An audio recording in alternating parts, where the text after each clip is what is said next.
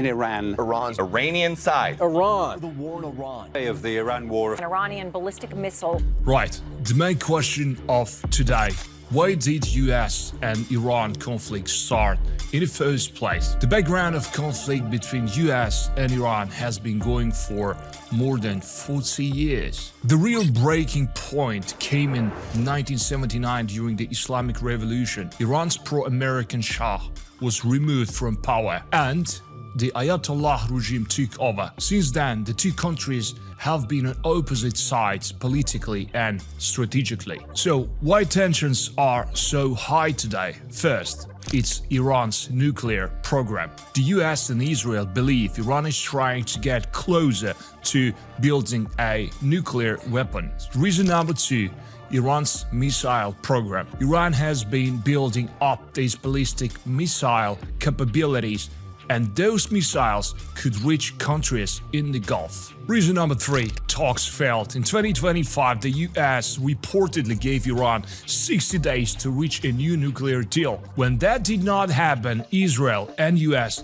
strikes followed. People also ask, how likely is a bigger war around Iran and how long could it last? There are three main ways this could play out. Scenario number one, assured military operation. The goal would be simple. Hit nuclear sites, hit missile bases. This kind of operation could last a few weeks only. Scenario 2, a wider regional war. If more sides get dragged in, such as Israel, US, and Iran as well. Armed groups in Lebanon, Iraq, and Yemen, then the conflict could drag on for more months. Many analysts say this kind of war could spiral out of control and become very hard to predict. And here is the main question. What does the UAE have to do with the conflict? The UAE are not officially part of the war, but they are still closely connected to what is happening today. The US has a strong military presence in the region. Across the Gulf, there are US air bases, air defense system, and naval forces. Number two, the UAE are a US partner. Because of that, Iran might see Gulf countries as the place where it can apply pressure. Number three, geography matters. Dubai is only about 150 to 200 kilometers away from Iran across the Persian Gulf. So even if UAE are not directly involved, they are still very close to the situation. Number four, how well protected are UAE and Dubai in particular? The UAE are seen as one of the best protected countries in the region. Why? Number one, strong military support. Military bases, warship, and aircrafts. Number two, advanced air defense system, for example, Patriot and THAAD. And by the way, one shot of that gonna cost 20 million USD. Number three, small territory. Because the country is not large, it is easier to protect with missiles defense system. According to official statistics, Iran launched more than 200 missiles and none of them reached the territory of any of the Emirates. And one of the most discussed topics as of today, is there any real risk for people living in Dubai? I would say no. There is no risk for Dubai citizens or tourists. Why? Because Iran usually tries not to target civilians, and all the attacks are more likely to focus on military sites or oil infrastructure. Well, and I do strongly believe that the chance that any of the missiles will reach any residential area is equal to zero. Why? Because His Highness is walking around the streets on a daily basis himself. So, isn't it a great example of how our government, well, protecting us? The point which all the business people are discussing. What could happen to Dubai's economy? Dubai is deeply connected to the global economy, so it feels geopolitical shock very quickly. In the short term, possible effects are fewer tourists, fewer flights, more nervousness in the markets. However, there is another side to it. When the region becomes unstable, money often moves to place seen as safer. And Dubai is often one of the first places people look at. Another question, could Dubai actually benefit from instability in the region? Yes, it could.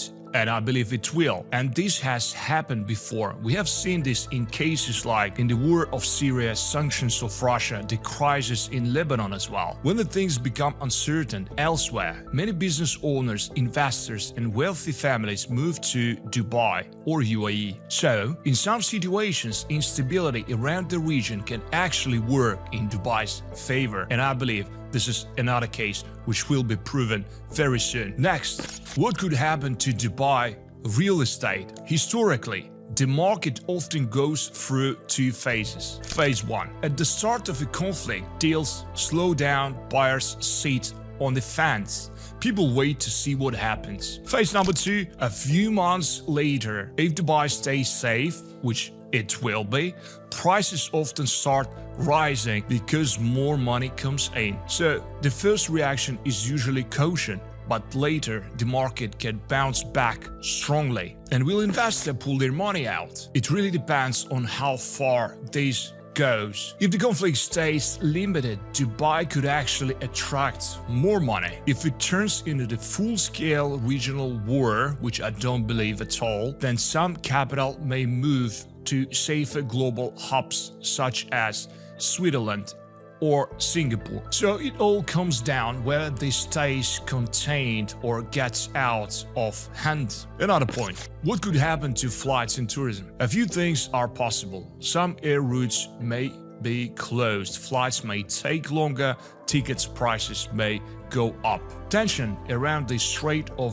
Hormuz are already affecting oil prices. And when oil goes up, flying usually becomes more expensive too. Well, and I believe this is the biggest question which residents are discussing every hour in Dubai. Do people need to leave Dubai? Most experts would say no, not at this stage. Why? The UAE have a strong interest in staying stable. The country has serious security systems in place. Dubai's economy depends on its image as the safe international hub. That is why the authorities will do everything they can to stay out of direct conflict. And another question, could foreigners start leaving the UAE in the large numbers? That would only happen in a worst case scenario which we don't anticipate at all. For example, major attacks on infrastructure, airports shut down, a full regional war. Right now, those scenarios are still seen as unlikely. So for the moment, a mass exit is not something most experts expect. And being an expert in Dubai real estate market,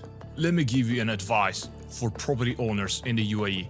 A calm and practical approach makes the most sense. If you already own a property, don't panic. Do not sell it just because of the fear. Keep an eye on the rental market. Historically, crises in Dubai have often created opportunities rather than long-term damage. If you are planning to buy, focus on the long-term projects. Choose strong and trusted developers. Use uncertain times to negotiate a better deal. Sometimes the best opportunities show up when everyone else is waiting on the sidelines. And if you would like to discuss a current real estate market situation with me personally, click on a link below. It contains my WhatsApp number. Let's meet.